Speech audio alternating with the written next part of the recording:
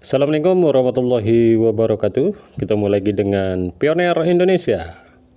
Pada kali ini saya akan membagikan video mengenai aplikasi P-Network, yang mana aplikasi P-Network ini sekarang sudah memasuki pada tahap mainnet tertutup. Yang mana pada tahap mainnet tertutup ini kita sudah dapat untuk melakukan transaksi ataupun barter menggunakan koin P yang kita miliki, tentunya bagi teman-teman pioner yang sudah lulus KYC dan koinnya sudah migrasi ke walletnya. Baiklah, pada kali ini pembahasan kita mengenai koin P, pendistribusian ataupun alokasi koin P saat ini dan untuk masa akan datang. Oke, kita sekarang sudah masuk di white paper. Ini kita bisa lihat di white paper P-Network, P token distribution. Oke guys, di sini untuk community itu 80% dan core team 20%. Di sini ada grafiknya, kita bisa lihat. Penjelasannya lebih kurang seperti ini guys. Distribusi di atas menunjukkan bahwa jaringan P tidak memiliki alokasi untuk ICO dan tidak menjalankan segala jenis penjualan crowdfunding P. Dengan demikian, peniruan apapun terhadap jaringan P atau pendirinya untuk melakukan penjualan atau pencatatan adalah ilegal, tidak sah, dan palsu. Peniru ini tidak memiliki afiliasi dengan P Core Team. Perintis harus berhati-hati terhadap penipuan apapun atau tidak berpartisipasi. P dapat ditambang secara bebas dengan berkontribusi pada ekosistem. Selanjutnya, semua P yang ditambah hanya dapat diklaim dari aplikasi P melalui dashboard mainnet dan kemudian ditransfer ke dompet P Anda. Situs web apapun yang meminta perintis untuk mengklaim P dengan cara lain adalah palsu. Oke guys, jadi di sini memang dijelaskan mengenai situs web. Ada mungkin beberapa situs web yang mengatasnamakan jaringan P, ternyata itu adalah palsu. Yang asli adalah hanya di jaringan P. Oke guys.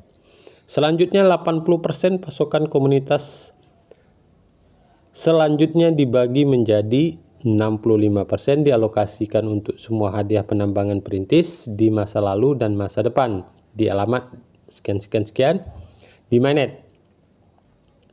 Dan 10% dicadangkan untuk mendukung organisasi komunitas penambangan ekosistem ataupun pembangunan ekosistem yang pada akhirnya akan dikelola oleh P Foundation, sebuah organisasi nirlaba di masa depan di alamat ini guys.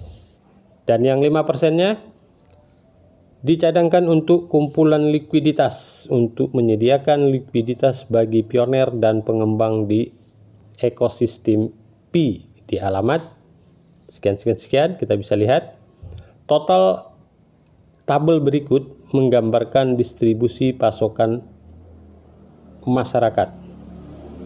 Oke, jadi total ini semua adalah total jumlah koin P yang ditambang ataupun yang bisa ditambang ataupun yang diperuntukkan untuk masing-masing slot-slot yang sudah disediakan.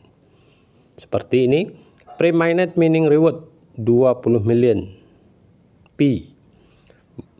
Mainnet mining reward 45 million P dan liquid pool receive 5 million P dan foundation receive 10 billion P. Jadi kita total semuanya ada sekitar 20 tambah 45 65 70 80. Jadi semuanya ada 80%. Ini yang untuk didistribusikan ke pioner begitu, dan yang 20% itu akan didistribusikan ke tim P-Core begitu. Oke, 65 miliar Pi akan dialokasikan semua hadiah penambangan di masa lalu dan masa depan. Untuk hadiah penambangan sebelumnya, jumlah kasar semua Pi yang ditambang oleh semua pioner sejauh ini sebelum mainnet adalah sekitar 30 miliar Pi. Namun setelah melarang migrasi Pi di akun palsu seperti yang dibahas dalam bagian pengaruh KYC pada hadiah mainnet dan verifikasi KYC dan transfer saldo mainnet di bawah, dan bergantung pada kecepatan dan partisipasi KYC. Perapi yang ditambang mainnet pada awal jaringan terbuka dapat diperkirakan berkisar antara 10 hingga 20 miliar. Jumlah sisa pasokan 65 miliar Pi untuk hadiah penambangan akan didistribusikan ke pioner melalui mekanisme penambangan mainnet baru dengan batasan pasokan tahunan konseptual. Oke, seperti yang saya sampaikan tadi bahwasanya memang jumlah sisa pasokan 60 miliar Pi untuk hadiah penambangan akan didistribusikan ke pioner melalui mekanisme penambangan mainnet baru. Oke guys, ini menunjukkan bahwasanya memang koin Pi sudah diperhitungkan dari sejak awal sampai saat ini mengenai bagian-bagian ataupun slot-slot untuk pembagian daripada koin Pi yang diperkirakan sudah ada ataupun disediakan. Sampai saat ini disediakan lebih kurang ataupun diperkirakan 100 miliar koin Pi akan dibagikan kepada seluruh slot yang sudah ditetapkan begitu. Oke, kita lanjut.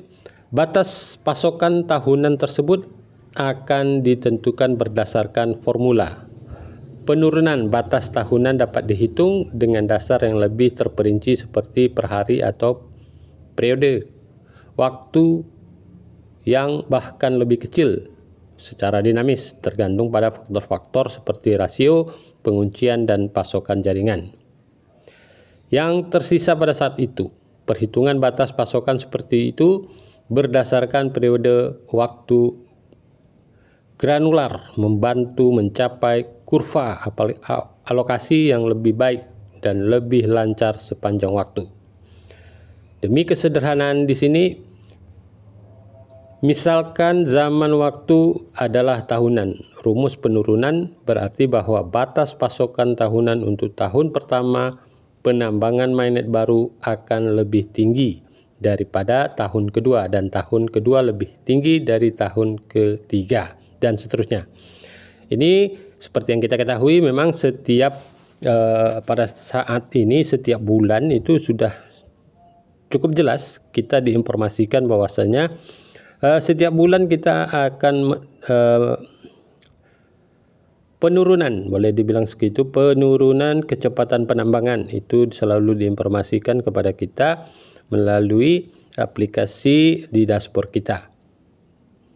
Ini menunjukkan bahwasanya para pioner saat ini sedang menambang dan tentunya koin Pi semakin menipis begitu. Oke guys, saya kira informasi mengenai pembagian slot-slot yang dibagikan untuk seluruh yang telah ditetapkan di white paper itu sudah cukup jelas, dan semoga informasi ini bermanfaat. Apabila informasi ini bermanfaat, jangan lupa teman-teman like, subscribe, dan share. Terima kasih. Assalamualaikum warahmatullahi wabarakatuh.